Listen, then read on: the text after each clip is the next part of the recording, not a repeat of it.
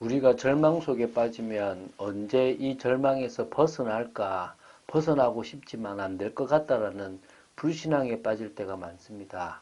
그러나 결국은 시간이 지나면 절망의 상황에서 하나님은 우리를 건져내어 주시고 또 우리는 또 하나님이 우리에게 열어주신 길들을 가게 되어 있습니다. 물론 그 과정 속에서 우리는 인내하고 또 연단되어지고 그 소망 속에서 주님이 원하시는 길을 걸어가야 되는 부분들은 있을 것입니다.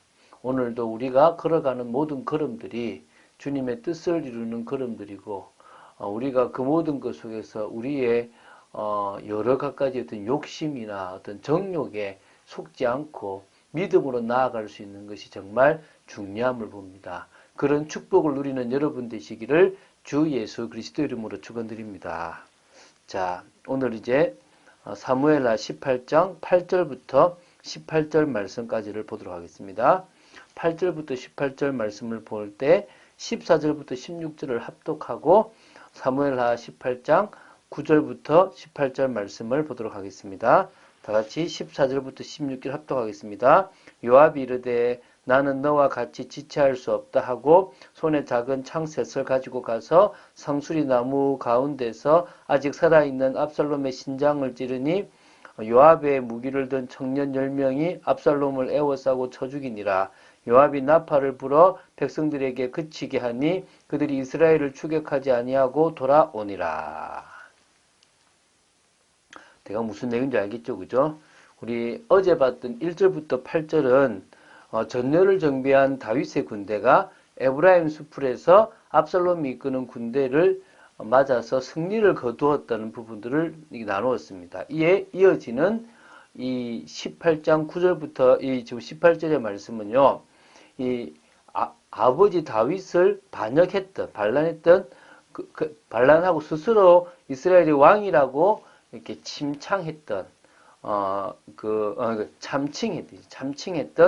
그 압살롬이 다윗을 죽이려고 전쟁을 일으켰지만 결국 뜻을 이루지 못하고 비참한 최후를 맞게 되는 내용입니다.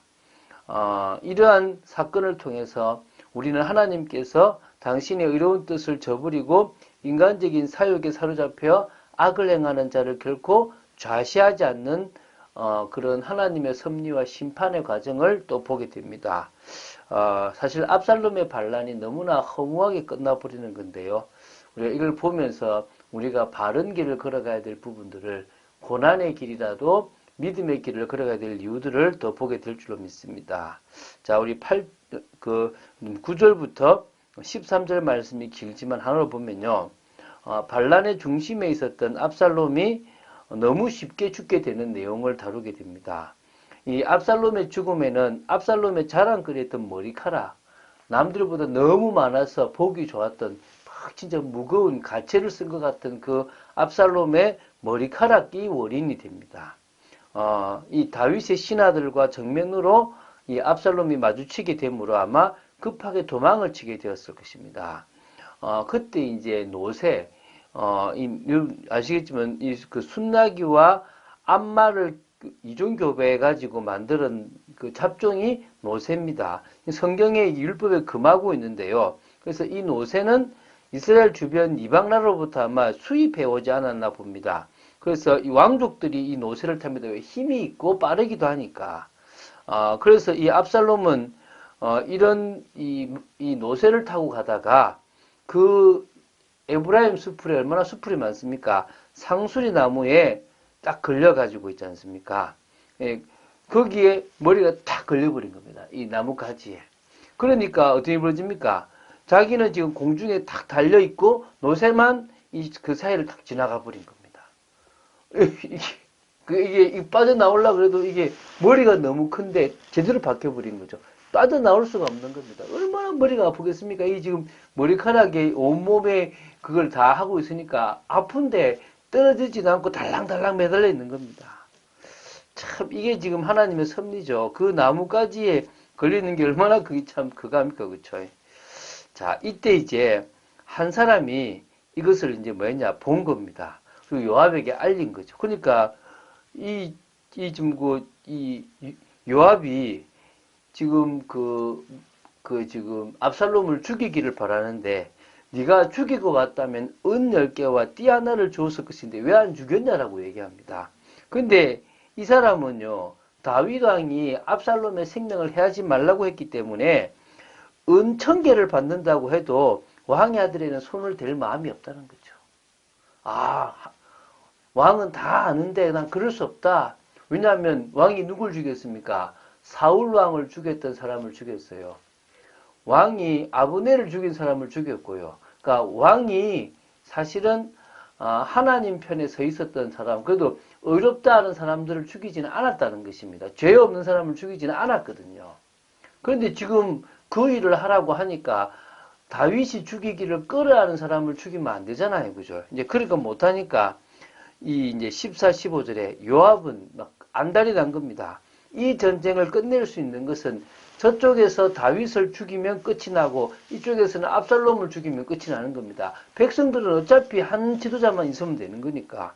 그래서요. 나는 이걸 끝내려면 가야 된다라고 하고요. 지체할 수 없다고요. 그 손에 작은 창 셋을 가지고 가가지고요. 상수리 나무 가운데 아직 살아있는 압살롬의 심장을 탁 찔러버린 겁니다. 그리고 이제 요압의 무기를 든 청년들이 역시 압살롬을 에워싸서요, 쳐 죽인 겁니다.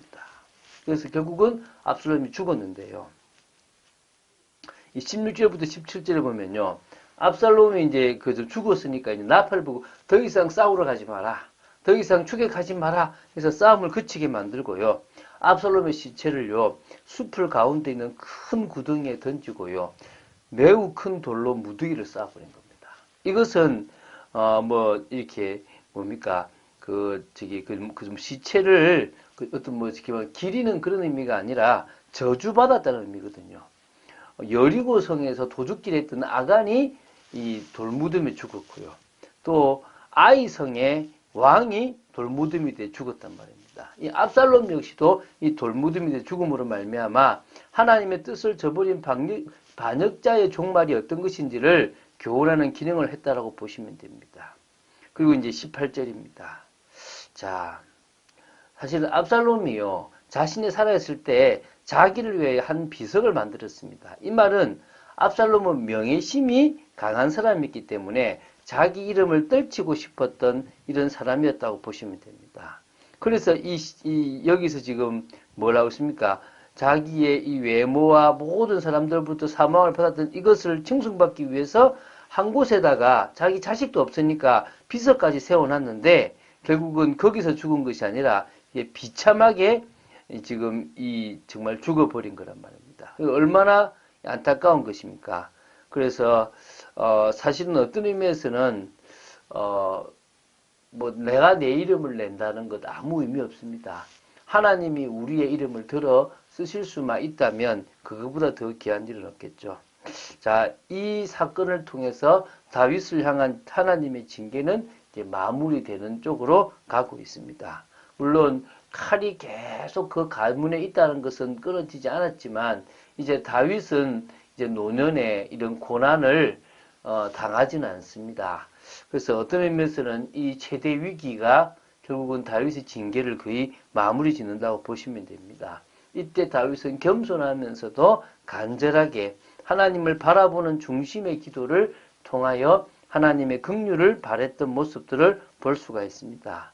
그리고 한번 생각해 볼 수 있습니다. 압살롬의 어리석음, 압살롬이 자랑했던 것들을 통하여 죽게 되는 허무함, 그리고 하나님께서는 결국 심판하신다는 그 하나님의 심판에 대한 부분들을 우리가 묵상하고 온전히 봐야 될 줄 믿습니다. 임마누엘로 승리한 요셉에 대해서 우리 이번 주에 봤습니다. 언약 안에 있다고 해서 무조건 형통하지 않습니다. 오히려 언약 안에 있기 때문에 우리는 더 고난의 길, 힘든 길, 또 우리는 더 핍박의 길을 걸어갈 수가 있습니다. 우리가 예상치 못했던 노예, 우리가 예상치 못했던 감옥의 삶을 이 요셉은 살았는데 그것이 결국은 요셉을 가장 총리로 이게 빠르게 올라가게 하는 길이라는 것을 우리는 성경을 통해서 확인할 수 있었습니다. 근데 그 시기가 거의 무려 13년 가까이가 돼 갑니다.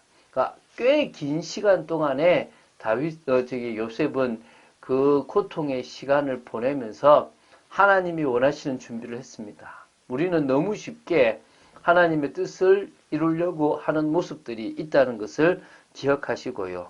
오히려 어려운 일이 올 수 있다고 생각되고 그 어려운 일을 준비하며 지금 믿음을 키워나가시고 또 정말 오히려 아무것도 염려하지 말고 다만 모든 일에 기도와 간구로 우리의 아랠 것을 감사하며 하나님께 아뢰므로 말미암아 우리의 마음과 생각을 지키시는 하나님의 역사부터 또 우리가 가야 될 길을 걸어가는 중에 하나님이 응답하시는 것들을 보며 확인하는 그런 우리가 되어야 될 줄로 믿습니다.